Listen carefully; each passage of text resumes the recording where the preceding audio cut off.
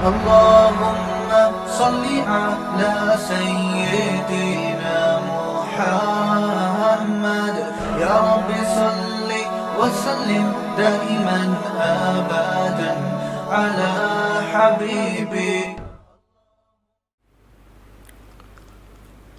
وہ موضوع یہ ہے کہ جیسے مال کمانا، اس میں شریعت کے کچھ احکام ہیں کہ کہاں سے کمانا ہے، کیسے کمانا ہے. اسی طرح مال خرچ کہاں کرنا ہے، اس کے بارے میں بھی شریعت کی تعلیمات ہیں. آواز سب کو صحیح آ رہی ہے بھائی؟ تصویر کا اتنا مسئلہ نہیں ہے، آواز صحیح آنی چاہیے. اگر تصویر صحیح نہیں آ رہی تو پھر یہ آپ کی آنکھوں کا فالٹ ہے، آپ کو میں صحیح نظر نہیں آ رہا. آواز صحیح نہیں آ رہی تو پھر یہ یا تو میرا فالٹ ہے یا مائک کا فالٹ ہے. تو مال کہاں سے کمانا ہے یہ تو سنتے رہتے ہیں علماء سے. خرچ کہاں کرنا ہے، بہت اہم موضوع ہے یہ. اس پر میں نے پچھلے بیان میں ایک بات کی تھی کہ جو غیر مسلم ہیں ان کے پاس اس بارے میں ہدایات نہیں ہیں کہ مال کہاں خرچ کرنا ہے.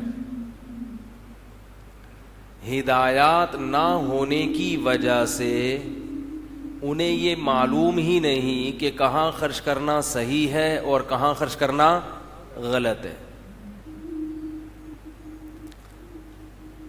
پہلی بات یہ خوب اچھی طرح سمجھ لیں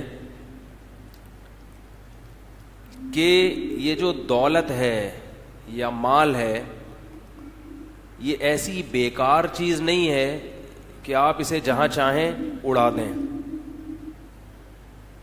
اسلام میں دولت کی ایک بہت قیمت ہے، ویلیو ہے.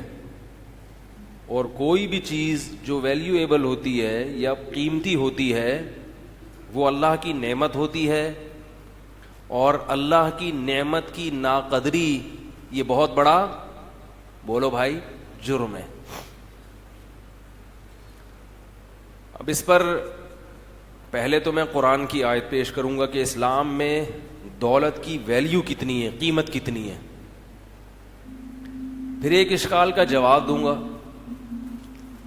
اشکال یہ ہوتا ہے کہ جب دولت کی اتنی قیمت ہے اسلام میں تو پھر یہ کیوں کہا جاتا ہے کہ یہ دنیا ہے، کچھ بھی نہیں ہے، سب یہیں پڑا کا پڑا رہ جائے گا، دولت سے دل نہ لگاؤ.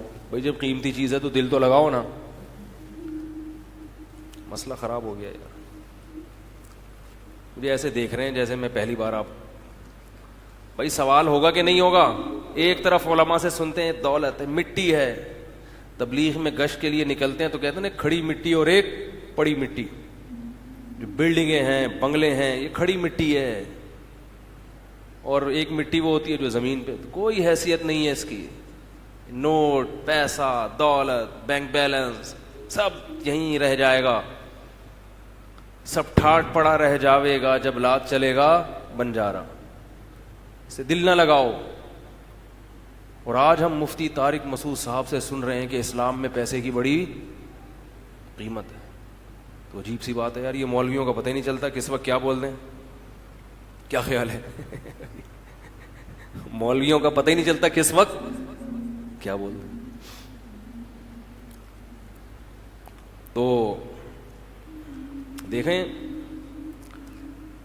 یہ جو قرآن میں آتا ہے نا، یہ حدیث میں آتا ہے انما متاع الحیات الدنیا، دنیا کا جو کچھ سامان ہے جس میں بحریہ ٹاؤن کے پلاٹ بھی ہیں، جس میں آپ کے بینک اکاؤنٹ میں جو رقمیں پڑی ہوئی ہیں کروڑوں کی، وہ بھی اللہ اس کو کیا فرماتا ہے؟ متاع قلیل.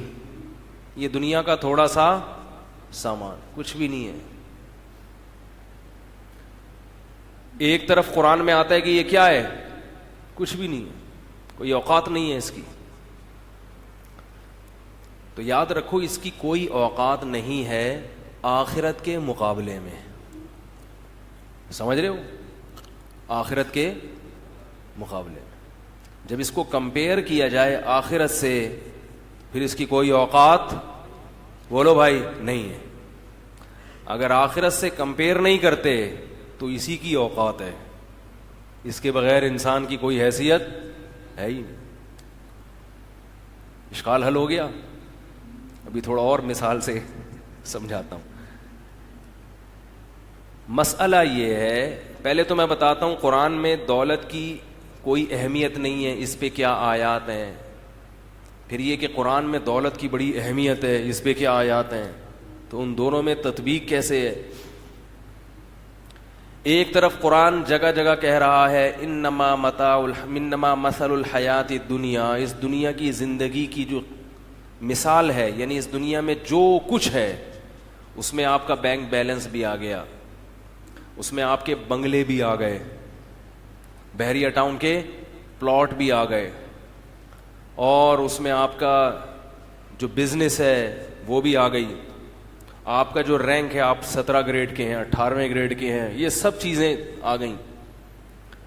اللہ فرماتے ہیں متاع قلیل, تھوڑا سا دنیا کا سامان, کوئی ہے لہو ولعب, کھیل تماشا, وزینت وتفاخر, زینت ہے, شو بازی ہے, ایک دوسرے پر دھونس جمانا, فخر کرنا, میری گاڑی اتنی بڑی, تو ابھی تک رکشا نہیں خرید سکا, یہ شو بازیاں ہیں نا.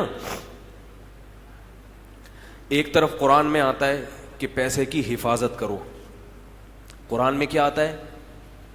بولو بھائی, پیسے کو ضائع مت کرو. فرمایا کہ ولا تبسطها کل البسط, اڑانا نہ شروع کر دو, وہ پھینک رہے ہیں ایسے. قرآن میں آتا ہے کہ یتیم بچے کے مال کی حفاظت کرو. آپ کے والد کا انتقال ہو گیا, والد کی اولاد میں نابالغ بچہ ہے, آپ بڑے بھائی ہیں, سمجھ رہے ہیں؟ تو آپ کو قرآن کیا کہہ رہا ہے کہ اپنے چھوٹے یتیم بھائی کی وراثت کی کیا کرو؟ حفاظت. حفاظت قیمتی چیز کی جاتی ہے نا بھائی. اگر دولت کی کوئی اہمیت نہ ہوتی, اللہ کہتے ہیں دنیا ہے, کھا گئے تو کیا ہو گیا, کون سا کوئی اتنا بڑا. فرمایا حفاظت کرو. حتی اذا بلغ النکاح, جب وہ نکاح کے قابل ہو جائے, یعنی بالغ ہو جائے, یعنی 15 سال کا ہو جائے. اس میں بھی حکمت ہے کہ اللہ 15 سال کی عمر کو کیا کرا رہے ہیں؟ اللہ کہہ رہے ہیں شادی کی عمر ہے. یا تو اللہ کا نام لینا چھوڑ دو بھائی, یا پھر اپنی چلاؤ ہر چیز میں. حتی اذا بلغ النکاح, سورہ نساء کی آیات. فرمایا جب یہ نکاح کی عمر کو پہنچ جائیں, یعنی بالغ ہو جائیں, یعنی بولو بھائی 15 سال کے ہو جائیں. فَإِنْ آنَسْتُمْ مِنْهُمْ رُشْدًا, اگر تمہیں لگے کہ یہ سمجھدار ہیں, اگر تمہیں لگے سمجھدار ہیں. سمجھدار کا مطلب یہ جانتے ہیں کہ پیسہ کہاں خرچ کرنا ہے اور کہاں خرچ نہیں کرنا. اتنی سمجھ ان میں پیدا ہو گئی ہے. بچے نہیں ہیں کہ بیوقوف بنا کے کوئی بھی ان سے کاروبار کے نام پہ پیسے لے لے یا کھیل کود میں اڑا دیں. انہیں پتہ ہے کہ پیسے کی کیا ویلیو ہے, اس کی کیا قدر و قیمت ہے, اس سے زندگی کیسے چلتی ہے, اس کو اڑانا نہیں ہے. فرما اگر اتنی سمجھداری پیدا ہو, فَادْفَعُوا إِلَيْهِمْ أَمْوَالَهُمْ, تو پھر ان کا مال ان کے حوالے کر دو, ہینڈ اوور کر دو. وَلَا تُؤْتُوا السُّفَهَاءَ, اور اگر ان میں اتنی سمجھداری نہیں ہے, بالغ تو ہو گئے, نکاح کے قابل تو ہو گئے, مگر سمجھدار نہیں ہے, تو ان کا مال ان کے حوالے مت کرو. کیوں؟ جعل اللہ لکم قیاما, فرمایا اسی مال سے اللہ نے تمہاری زندگی کا حساب کتاب جوڑ دیا ہے. اگر یہ مال ان کے حوالے کیا تو یہ پیسہ اڑا کے اپنی زندگی برباد کر دیں گے. قیام کا مطلب کیا ہے؟ اردو میں قیام کسے کہتے ہیں؟ کھڑے ہونے کو. یعنی اس سے تمہاری زندگی کھڑی رہے گی. اگر یہ نہ ہوا تو تمہاری زندگی, بولو بھائی, تباہ ہو جائے گی, گر جائے گی, چل نہیں سکتے, معاشرے کے ساتھ سروائیو نہیں کر پاؤ گے. یعنی اگر ہم جعل اللہ لکم قیامن کا آج کی زبان کے لحاظ سے, آج کے محاوروں کے لحاظ سے ترجمہ کریں تو ترجمہ یہ بنے گا کہ پیسہ وہ چیز ہے جس سے تم معاشرے میں اچھے طریقے سے سروائیو کر سکتے ہو. جب یہ اتنی قیمتی چیز ہے تو بیوقوف بچوں کے ہاتھ میں یہ پیسہ مت دیا کرو جب تک کہ وہ سمجھدار نہ ہو جائیں. اگر وہ سمجھدار ہو گئے تو پھر یہ پیسہ ان کے حوالے کر دو, پھر رکھنے کی بھی اجازت نہیں ہے. اس آیت سے پتہ چلتا ہے کہ پیسے کی اللہ کی نظر میں بہت, یار بولنے میں کیا جا رہا ہے یار, پتہ نہیں کیا مسئلہ کیا ہے. تو قیمت ہے, کتنا وقت لگا اس کو بولنے میں, مجھے خوشی ہو جاتی ہے, تھوڑا سا میرا خون بڑھ جاتا ہے. تو اللہ کی نظر میں اس کی بہت, اب بھی تو بولے نا ماشاءاللہ, دیکھیں قیمت ہے. جب تک آپ بولنے والے کے ساتھ نہیں رہتے نا تو وہ پھر یہ ایک عجیب سی شکل بن جاتی ہے, ایک لیکچر سا بن جاتا ہے. تو ہم ٹرینر بننے کی کوشش کر رہا ہوں میں, لیکچرار بننے کی کوشش. جو بات بتا رہا ہوں میں چاہتا ہوں آپ اس پہ کیا ہو جائیں, ٹرینڈ ہو جائیں, پکے ہو جائیں. اور یہ بات یاد رکھو, یہ باتیں آپ کو علماء کے علاوہ کوئی بھی, یہ گوروں کے پاس یہ باتیں نہیں ہیں. ہماری قوم انگلش سے متاثر ہوتی ہے, ڈگریوں سے متاثر ہوتی ہے. گورا کوئی بھی بات کرے وہی گورے نے کہی ہے, فوراً لے لیں گے. آج کل آپ نے دیکھا گوروں کی کتابیں آ رہی ہیں کہ کامیاب لوگوں کی 100 علامتیں یا 7 علامتیں, اس نام کی کتابیں بہت ہٹ ہوئی ہیں مارکیٹ میں. میں نہیں کہہ رہا کہ وہ غلط ہیں, یقیناً ان میں بہت اچھی باتیں ہیں, وہ ہٹ ہونی چاہیے. لیکن اس ٹاپک پر ہمارے علماء کی اس سے بھی اچھی اچھی کتابیں چھپ چکی ہیں. آپ امام غزالی کو پڑھیں, امام غزالی, ان کا فلسفہ پڑھیں. گورے نے ان کا فلسفہ پڑھا ہے, اب تک پڑھایا جاتا ہے. جرمنی کی یونیورسٹیوں میں جب فلسفہ پڑھایا جاتا ہے اس میں امام غزالی کو بھی پڑھایا جاتا ہے. لیکن ہماری قوم اپنے اسلاف سے دور ہو رہی, بالکل تعلق ختم ہو رہا ہے. ہر چیز میں غیر مسلم آ رہے ہیں. پھر اس کا نقصان کیا ہوتا ہے؟ ٹھیک ہے, میں یہ نہیں کہہ رہا کہ ان کی باتیں غلط ہیں, ان کی بہت ساری باتیں صحیح ہوتی ہیں, اور حکمت کی بات کہیں سے بھی ملے اس کو لے لینا چاہیے. لیکن جب آپ کے پاس وہ حکمت کی باتیں موجود ہیں تو آپ کو غیروں کے پاس جانے کی کیا ضرورت؟ اس سے ہماری قوم کا ذہن یہ بنتا ہے کہ ہمارے پاس کچھ بھی نہیں ہے سوائے کرپشن کے اور سوائے لٹیرے حکمرانوں کے, سوائے بے روزگاری کے, لوڈ شیڈنگ کے. ہمارے پاس ایسا نہیں ہے بھائی, بہت کچھ ہے. ہاں, میں یہ کر رہا تھا کہ قرآن مجید میں آتا ہے کہ یتیم کا مال, یتیم جب بالغ ہو جائے تو اس کا مال اس کے حوالے, بولو بھائی, مت کرو. کیوں حوالے مت کرو؟ فرمایا جعل اللہ لکم قیاما, یہ مال وہ چیز ہے جس سے انسان معاشرے میں سروائیو کرتا ہے. اگر اس کے حوالے کر دیا وہ مال کا بیڑا غرق کر دے گا اور اپنی زندگی اچھی طرح سے گزارنے کے قابل نہیں رہے گا. اس آیت سے پتہ چلتا ہے کہ اسلام میں مال کی بہت قیمت ہے. اور اس سے بھی پتہ چلتا ہے کہ وَلَا تُبَذِّرْ تَبْذِيرًا, مال کو اڑاؤ مت. اگر مال قیمتی چیز نہ ہوتی اللہ کی نظر میں تو پھر یہ کہا جاتا کہ مال کو مت اڑاؤ, کہا جاتا ہے قیمتی نہیں, بیکار چیزیں اڑاؤ, اڑے ختم کرو, کیا پیسے سنبھال کے رکھے ہیں, کیا خیال ہے؟ تو یہ دونوں قسم کی آیات ہیں. ان دونوں میں تطبیق کیا ہے کہ یہ مال بے وقت چیز ہے آخرت کے مقابلے میں. جہاں آخرت کا اس دنیا سے مقابلہ ہوگا, جہاں جنت کے پلاٹ کا بحریہ ٹاؤن کے پلاٹ سے مقابلہ ہوگا, پھر بحریہ ٹاؤن کی کوئی ویلیو نہیں ہے. سمجھ رہے ہیں؟ پھر ملک ریاض ملک ہے, ملک ریاض ہے, ملک ریاض کی کوئی اوقات اس حوالے سے نہیں ہے. اس حوالے سے یہ نہیں کہ کوئی اوقات نہیں ہے, اس اعتبار سے کوئی اوقات.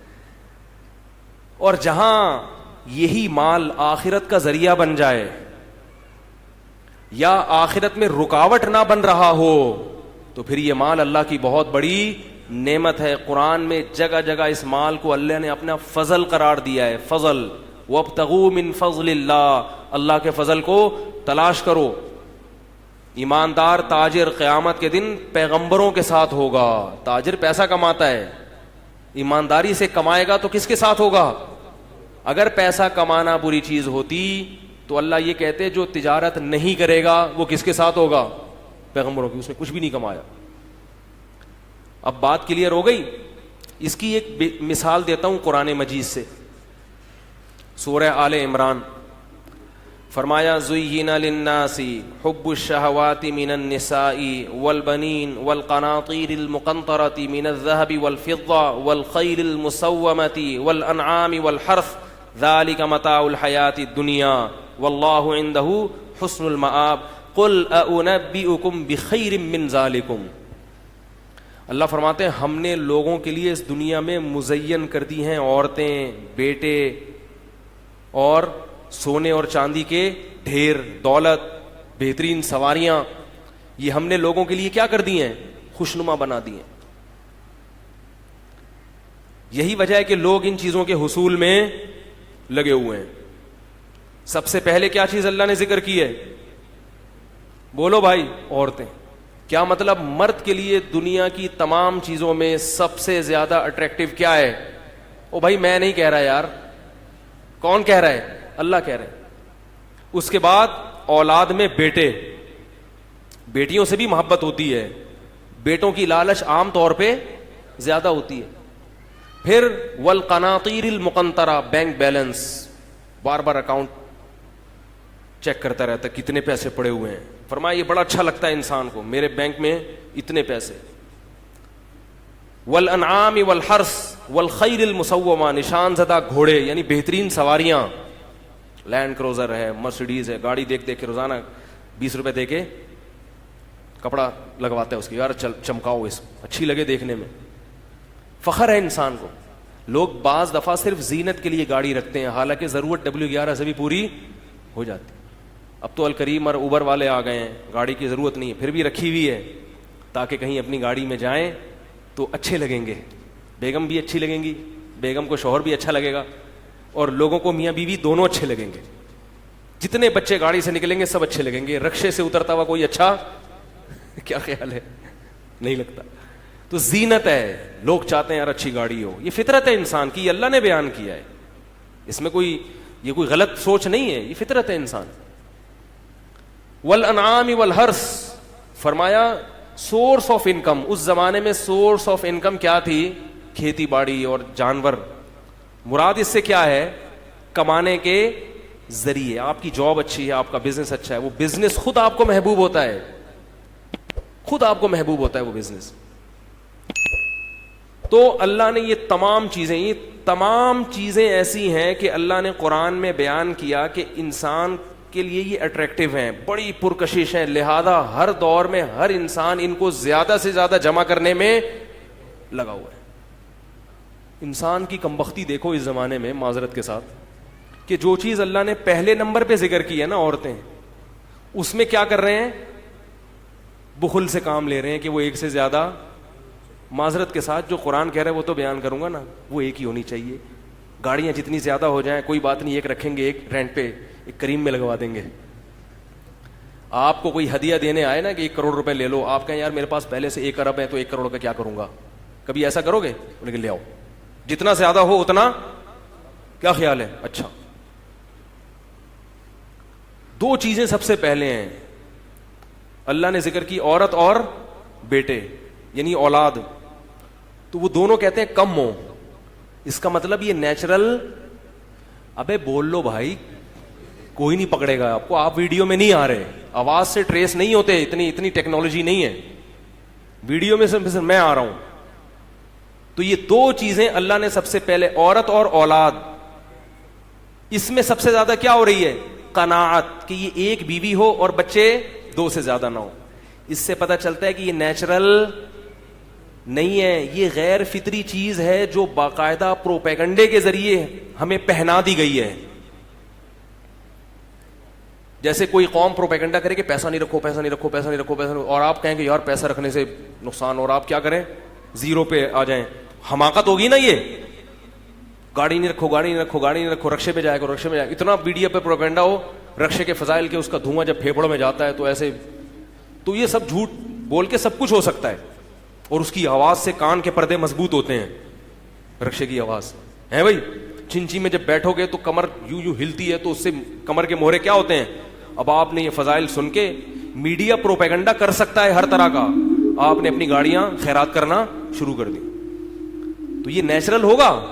تو یاد رکھو اسی طرح عورت بیویاں زیادہ رکھنا, اولاد زیادہ, یہ خواہش بھی کیا ہے, نیچرل ہے. اس کو پروپیگنڈا کر کے کہ بھئی بیوی زیادہ رکھو گے خرچہ زیادہ ہوگا, تو اللہ کے بندو خرچہ تو گاڑی پہ بھی ہوتا ہے. بزنس جتنا بڑا ہوگا اس کے مصارف بھی اتنے ہی زیادہ ہوں گے. کیا خیال ہے؟ اولاد جتنی زیادہ ہوگی خرچہ ہوگا, لیکن اس کا آؤٹ پٹ بھی تو ہوگا نا, اسی آؤٹ پٹ بھی ہوگا. جتنا انویسٹ کرو گے اس سے زیادہ وہ اولاد آپ کو کما کے واپس کر دے گی, تو وہ نہیں دکھائیں گے آپ کو. گاڑیاں جتنی زیادہ ہوں گی, ٹھیک ہے پیٹرول کا خرچہ, مینٹیننس کا خرچہ, مگر وہ گاڑیاں کما کے بھی تو دیں گی آپ کو. تو یہ نیچرل نہیں ہے جو آپ کو جس طرف میڈیا لے کے جا رہا ہے. اس لیے اللہ کے بندو, جہاں باقی چیزوں میں کوشش کرتے ہو یہاں بھی, اور باقی چیزیں زیادہ رکھنا عبادت نہیں ہے. اولاد کی زیادہ خواہش یا بیویاں زیادہ رکھنا یہ پیغمبروں کی سنت ہے, عبادت ہے, اس کی مذہب میں ترغیب ہے. مزے کی چیز بھی ہے اور عبادت. بعض مزے کی چیزیں ایسی ہوتی ہیں جو مزے کی بھی ہوتی ہیں, اللہ بھی خوش ہوتا ہے. ان کو نہ کرنا تو پرلے درجے کی بیوقوفی ہے کہ یار مزہ بھی آ رہا ہے اللہ بھی خوش ہو رہا ہے. اس کی مثال, رمضان میں ہم جو افطاری کرتے ہیں وقت پہ, مزہ آتا ہے کہ نہیں آتا؟ جلدی افطاری میں مزہ ہے یا لیٹ افطاری میں مزہ ہے؟ بھائی پیاس لگ رہی ہے, شربت رکھا ہوا ہے اور پکوڑے مکوڑے چٹنی مٹنی, کیا دل ٹوٹ رہا ہوتا ہے. جیسے ہی آذان ہوتی ہے اللہ کیا کہتے ہیں, افطاری میں تاخیر مت کرو, کھاؤ. اب اگر کوئی کہے نہیں میرا دل تو چاہ رہا ہے مگر میں نہیں کھاؤں گا, پرلے درجے کا بیوقوف. بھائی تجھے اس لیے نہ کھانے میں نہ تو مزہ آ رہا ہے اور نہ اللہ خوش ہو رہا ہے, تو ایسی عبادت تو کر لو جس میں مزہ بھی ہے اور اللہ کی رضا بھی ہے. کیا خیال ہے؟ تو بیویاں زیادہ رکھنے میں اللہ کی رضا بھی ہے اور اپنی ذمہ داری پہ مزہ بھی ہے, اور اولاد زیادہ رکھنے میں اللہ کی رضا بھی ہے اور مزہ بھی ہے. گھر بھرتا ہے آپ کا, آپ سربراہ بن جاتے ہیں. وہ اولاد بڑھاپے میں آپ کی خدمت کرتی ہے, آپ کو پیسے کما کے دیتی ہے. اولاد سے جو محبت ملتی ہے وہ کسی اور سے نہیں ملتی. مرنے کے بعد آپ کے لیے آج ایک صاحب نے مجھے کہا میرے ابا مجھے خواب میں آ رہے ہیں, اچھی کنڈیشن میں نہیں ہے, میں کیا کروں, بہت پریشان. کئی دفعہ مجھے بتا چکے. میں نے کہا ان کے لیے دعائیں کرو, صدقات و خیرات کرو. یہ بیٹا پوچھ رہا ہے, کوئی اور ایسے سوالات بیٹے کو فکر ہوتی ہے, چاہے وہ کتنا ہی لبرل ہو, پھر بھی اس کو فکر ہوگی یار میرا باپ جنت میں چلا جائے, مرنے کے بعد بھی فائدہ, زندگی میں بھی فائدہ. مگر فیملی پلاننگ والے کہتے ہیں کہ بچے دو ہی اچھے. عجیب سی بات ہے. تو خیر, اب دیکھو یہاں اللہ نے یہ تمام چیزیں بیان کی, فرمائی یہ بھی اچھی, یہ بھی اچھی, یہ بھی مزین, یہ بھی مزین. تو آگے اللہ نے یہ نہیں کہا کہ یہ سب گندی ہیں. فرمایا قل اؤنبئکم بخیر من ذالکم, کیا میں تمہیں اس سے بھی بہتر نہ بتاؤں؟ یہ بھی بہت اچھی ہیں لیکن اس سے بھی بہتر. للذین اتقوا عند ربہم, فرمایا جو تقوی اختیار کریں گے, شریعت کو فالو کریں گے, ان کے لیے ان کے رب کے پاس جنات, جنت کے باغات ہیں, تجری من تحتها الانہار, جس کے نیچے نہریں بہتی ہیں, وازواج مطہرۃ, پاکیزہ حوریں بیویاں ہیں جو ان سے زیادہ خوبصورت ہیں. اب اللہ نے یہ نہیں کہا کہ یہ نہ رکھو. ایک طرف اسلام ترغیب دے رہا ہے زیادہ بیویوں کی, ایک طرف اسلام ترغیب دے رہا ہے زیادہ اولاد کی, ایک طرف اسلام بتا رہا ہے کہ مال سے تمہاری زندگی کا قیام ہے, منع نہیں کر رہا, لیکن اللہ بتا رہا ہے کہ اس سے بھی بہتر ہے. وہ کیا ہے؟ جنت. لہذا ان میں پڑھ کے اس جنت سے غافل نہ ہو جانا, اور ان چیزوں کو حاصل کرنے کا وہ طریقہ اختیار نہ کرنا جس کی وجہ سے اس سے بہتر سے محروم ہو جاؤ. ہائے ہائے ہائے, کیسے سمجھائیں یار, کتنا پیارا کلام ہے. دیکھو اللہ نے شروع کیا عورتیں سب سے اچھی, اس کا ایک جائز طریقہ ہے شادی کرو, ناجائز طریقہ ہے آنکھ مٹک کے دوستیاں, انٹرنیٹ پہ فلمیں دیکھو بیہودہ, یہ حرام طریقہ ہے. اب آپ کو جب یہ اچھی لگیں گی آپ چاہو گے حاصل ہو جائیں, تو اللہ نے فرمایا کہ دیکھو ان سے بھی بہتر کیا ہیں, جنت کی حوریں. اگر غلط طریقے سے حاصل کیا تو وہاں بولو بھائی ان سے کروڑ ہا گنا زیادہ خوبصورت پاکیزہ بیویاں میں نے پیدا کی ہیں, ان سے کیا ہو جاؤ گے؟ محروم. لہذا جب کمپیئر ہو دنیا کا آخرت سے تو دنیا کی کوئی اوقات نہیں ہے. کیسی حسین جمیل عورت اپنی طرف دعوت دے, کتنی خوبصورت ہو, آپ سے دوستی کی کوشش کرے, آپ سے گپ شپ کی کوشش کرے, آپ کہو میں اتنا احمق نہیں ہوں کہ اس دنیا کی مٹی کی خاطر جس میں ہزاروں عیب ہوں میں اس عورت سے محروم ہو جاؤں جس کو اللہ نے میرے لیے جنت میں بنایا ہے. یوسف علیہ السلام کو زنا کی دعوت دی بادشاہ کی بیوی نے. بادشاہ کی بیویاں اکثر خوبصورت ہوتی ہیں کیونکہ ان کے پاس دولت ہوتی ہے, تو وہ جس حسین ترین عورت سے نکاح کرنا چاہیں نکاح کر سکتے. ملکائیں خوبصورت ہوا کرتی ہیں. اب ایسا نا نیٹ پہ جا کے ملکائیں لکھ کے سرچ کرنا شروع کر دیں کہ ہر سنا ہے خوبصورت ہوتی ہیں, تو اکثر خوبصورت ہوتی ہیں. اور مصر کا حسن ویسے ہی مشہور ہے. حسین ترین عورت بند کمرے میں یوسف علیہ السلام جیسے جوان کو اپنی طرف بلا رہی ہے, کوئی روک ٹوک نہیں ہے. یوسف علیہ پیغمبروں میں 40 مردوں کے برابر قوت ہوتی ہے, کس قدر قوت ہوگی. اور قرآن کہہ رہا ہے وَلَقَدْ هَمَّتْ بِهِ وَهَمَّ بِهَا, جیسے زلیخا کے دل میں بری خواہش پیدا ہوئی, یوسف علیہ السلام کی رغبت بھی عورت کی طرف ہوئی ہے, کیونکہ مرد ہیں, مرد رغبت تو ہوگی. بند کمرے میں ایک حسین ترین عورت دعوت دے رہی ہے ایک جوان کنوارے لڑکے کو, اور کوئی روک ٹوک نہیں ہے, اور مخالفت میں نقصان کا خطرہ ہے. اگر اس کی خواہش پوری نہیں کرتے یوسف علیہ السلام تو بدنامی کا خطرہ ہے. جیسے کہ اس نے الزام لگا دیا, بلیک میل کرنا شروع کر دیا, جیل میں ڈال دوں گی, کئی سال جیل میں چلے گئے ہیں. کوئی اور ہوتا تو کیا کہتا کہ بھائی اب تو میں کیا ہوں, مجبور ہوں. یوسف علیہ السلام کو جب بلایا انہوں نے کہا معاذ اللہ, اللہ کی پناہ, انہ ربی احسن مثوایا, وہ میرا رب ہے جس نے مجھے کنویں سے نکال کے بادشاہ کے محل میں ٹھکانہ دیا, تو میں اس رب کی نافرمانی کیسے کر سکتا ہوں. یہ کاملین کا تقویٰ ہے کہ جنت بھی دوسرے درجے میں, اس سے بہتر جنت میں ملے گی وہ بھی ٹھیک ہے, لیکن سب سے پہلی بات یہ کہ ہم نمک حرام کیسے بن جائیں. جس خدا کا کھایا ہے, جس نے یہ قوت دی, جوانی دی, خوبصورتی دی, آج اس کی اس نعمت کو غلط کیسے استعمال کر لیں ہم. غیرت بھی تو کوئی چیز ہوتی ہے نا. احسان فراموشی کو دنیا میں کوئی بھی پسند. یوسف علیہ السلام جانتے تھے کہ میرے رب نے میرے لیے نکاح کے علاوہ کوئی بھی راستہ نہیں چھوڑا, اور یہ کسی کی بیوی ہے, میں اس سے نکاح بولو بھائی نہیں کر سکتی, میرے لیے کوئی راستہ نہیں ہے اس کی طرف جانے کا. کیا فرمایا اللہ کی پناہ.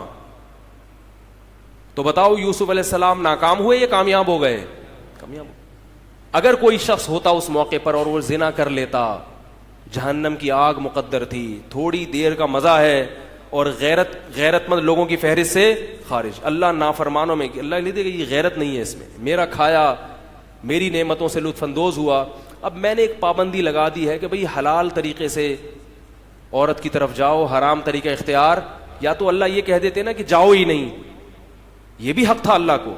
اللہ نے کتنی اجازت دے دی, فرمایا عام پبلک کہتی ہے ایک, اور میں کیا کہتا ہوں 4. اور الفلاحیہ مسجد کے امام صاحب بھی یہی کہتے ہیں, تبھی بدنام ہو رہے ہیں معاشرے میں. پھر کمنٹس آتے ہیں نا اتنے عجیب عجیب الٹے. خواتین آتی نہیں بیان میں, اتوار کے بیان میں یہ ہال بھرا ہوا ہوتا ہے, خواتین 2-4 ہوتی ہیں. حالانکہ میں یہ عورت کے حق میں باتیں کرتا ہوں اللہ کے بندو, تاکہ عورتوں کو ٹھکانہ نصیب ہو. خیر, تو اللہ نے کیا فرمایا, یہ بہت اچھے, سب کچھ اچھا, تو یہ نہیں کہ چھوڑ دو, فرمایا اس سے بھی بہتر کیا ہے, آخرت ہے. تو لہذا جب اس دنیا کا مقابلہ آخرت سے ہو تو والآخرۃ خیر وابقا, فرمایا آخرت بہتر بھی ہے اور باقی رہنے والی بھی ہے. یعنی یہ دنیا ایک تو فنا ہونے والی ہے, جو کچھ بھی ہے ختم ہو جائے گا, آخرت ختم نہیں ہوگی, اور آخرت اس سے زیادہ مزے کی بھی ہے. تو یہ مطلب ہے کہ اسلام میں پیسے کی ویلیو نہیں ہے آخرت کے مقابلے میں. لہذا آخرت کمانے کے لیے اگر پیسہ اڑائیں تو بہت اچھا ہے, پھر وہ ضائع نہیں ہو رہا بلکہ آخرت میں انویسٹ ہو رہا ہے. اور اگر ایسے اڑاتے ہیں کہ جس سے آخرت نہیں آ رہی, تو پھر یہ اللہ کی نعمت کی, بعض دفعہ تو آخرت نہیں ملتی لیکن آخرت کا نقصان بھی نہیں ہوتا. آپ اپنے پیسوں سے گولا گنڈا خرید کے کھا رہے ہیں تو نہ ثواب ملے گا نہ کیا ملے گا, گناہ ملے گا, اگر صحت کو نقصان نہیں ہو رہا. لیکن اگر آپ ان پیسوں سے اپنے بچوں کو کھلاتے ہیں, بیوی کو کھلاتے ہیں, تو آخرت بھی بنے گی, ثواب بھی ملے گا, دنیا بھی بنے گی آپ کی. اور بعض دفعہ آخرت کا کیا ہوتا ہے نقصان. اسٹیڈیم میں ٹکٹ خرید کے بیٹھ گئے, جا کے سارا دن کرکٹ کا میچ دیکھ رہے ہیں, کئی گھنٹے, آخرت گئی. والذین هم عن اللغو معرضون. ابھی تو میں نے اس پر بات کی ہے کہ اسلام میں پیسے کی ویلیو ہے. اب موقع نہیں ملا, اگلے ہفتے انشاءاللہ اس پر بات کروں گا کہ ویلیو ہونے کی وجہ سے اسلام نے پیسے کے بارے میں کچھ احکام دیے ہیں تاکہ ہم جو کماتے ہیں اس نعمت کی ناقدری نہ ہو, وہ کم خرچے میں اس کا آؤٹ پٹ دنیا میں بھی اور آخرت میں بھی زیادہ ہو, کیونکہ اس کی ویلیو ہے اسلام میں, ضائع کرنے کی اجازت نہیں ہے, قیمتی چیز ہے, اللہ کی بہت بڑی نعمت ہے, تبھی دوسرے کا مال کھانے کو حرام قرار دیا. تو میں ابھی یہ بات یہاں موضوع مکمل کر کے ایک چھوٹی سی بات کرتا ہوں. کرکٹ پہ بات آئی ہے تو جامعۃ الرشید میں کچھ دن پہلے, کیا نام ہے آفریدی صاحب کا پورا نام, شاہد آفریدی آئے تھے, دیکھا ہی ہوگا فیس بک پہ. تو جامعہ کے جو علماء ہیں انہوں نے بڑا پروٹوکول دیا, میری بھی ملاقات ہوئی, مسکرا کے میں نے مصافحہ کیا. اس پہ بہت سے لوگوں نے کمنٹس کیے ہیں کہ مفتی صاحب ایک طرف تو کہتے ہیں کرکٹ کے جو آج کل بین الاقوامی میچز ہو رہے ہیں ان میں ٹائم برباد کرنا جائز نہیں ہے, یہ نہ دنیا کا فائدہ نہ, اور اوپر سے کھلاڑیوں سے مسکرا کے مل رہے ہیں, کیا یہ کھلا تضاد نہیں ہے؟ مفتی منیب کے پیچھے نماز پڑھ رہے ہیں, کیا یہ کھلی منافقت؟ میں نے کب فتویٰ دیا کہ مفتی منیب کے پیچھے نماز حرام ہے بھائی؟ تو یاد رکھو میرا موقف وہی ہے. میں جو بین الاقوامی کرکٹ کھیلنا منع نہیں ہے اسلام میں, لیکن جو بین الاقوامی سطح پہ جو میچز کھیلے جا رہے ہیں یہ ٹائم ویسٹنگ ہے. قرآن میں اللہ نے 18ویں پارے میں فرمایا والذین هم عن اللغو معرضون, ایمان والے لغویات سے اعراض کرتے ہیں. آپ کے پاس بہت محدود وقت ہے, وہ وقت ہمیں ضائع کرنے کی اجازت, کھیلیں, انٹرٹین کریں, ایکسرسائز ہوگی, ہلا گلا ختم. کئی گھنٹے بیٹھے ہوئے ہیں اور پھر اتنی دیر کا کھیل نہیں ہوتا, پھر اس کے تبصرے کئی مہینے چلتے ہیں, اور پھر ہار اور جیت, جو کھیل کی ہار جیت ہے اس کو عزت اور ذلت کا معیار بنایا ہوا ہے.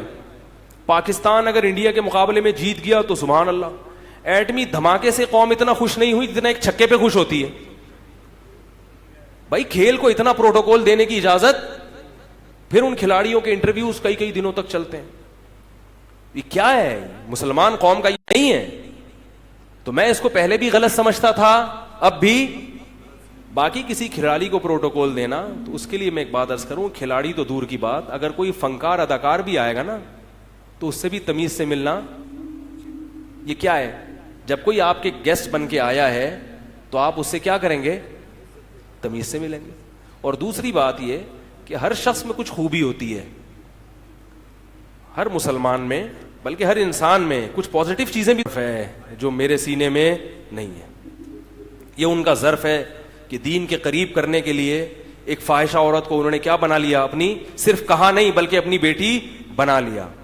تو یہ پازیٹیو چیز ہے کہ ایک اتنا بڑا ظرف ایک عالم دین کا جو تقوی اور اللہ کی محبت سے بھرا ہوا ہو اور ساری زندگی لوگوں کی اصلاح کا کام کرتا رہا ہو, وہ ایک فاحشہ عورت کو اپنی بیٹی صرف کہتا نہیں ہے بلکہ بنا لیتا ہے. خدا کی قسم بہت بڑا ظرف ہے یہ, اس پہ تو سلوٹ کرنا چاہیے.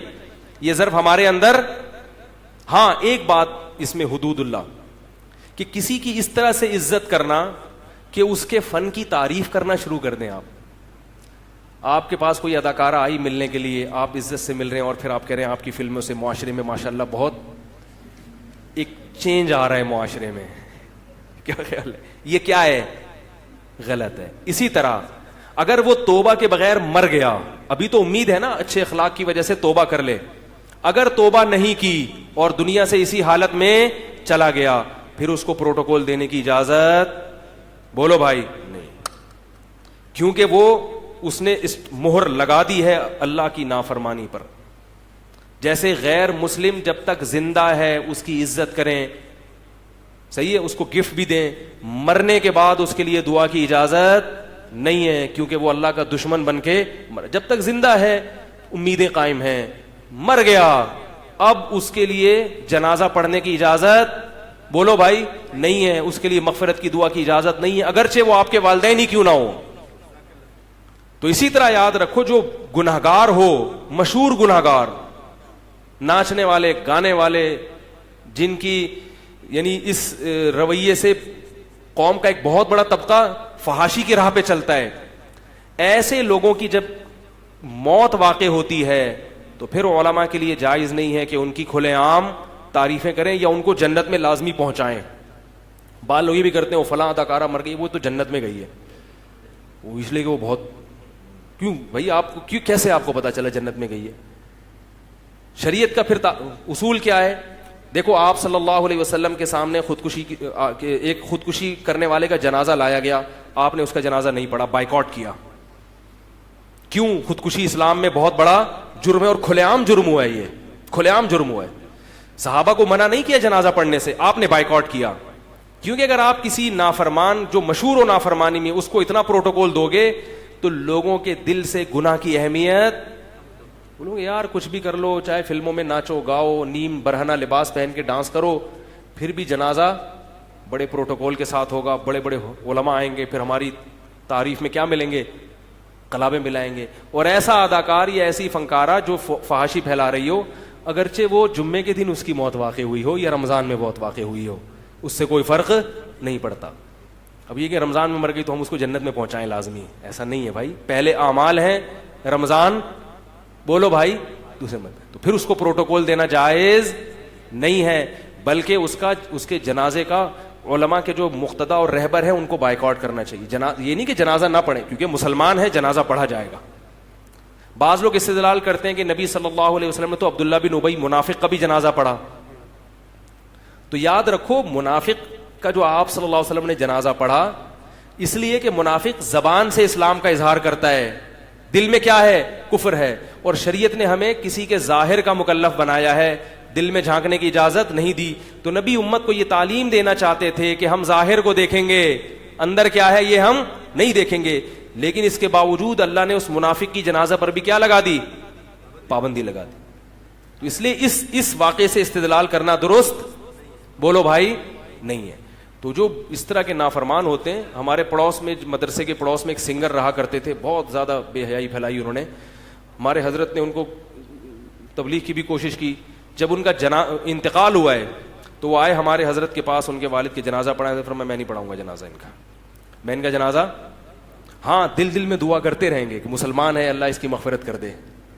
دل میں تو کرنی چاہیے دعا, لیکن کھلے عام اس کو پروٹوکول دینا, عزت دینا, یہ جائز, بولو بھائی, نہیں ہے. تاکہ عبرت ہو لوگوں کو اور گناہ سے بچنے کی کوشش کریں. اللہ تعالی ہم سب کو سمجھنے کی, عمل کی توفیق عطا فرمائے. وما علینا الا البلاغ.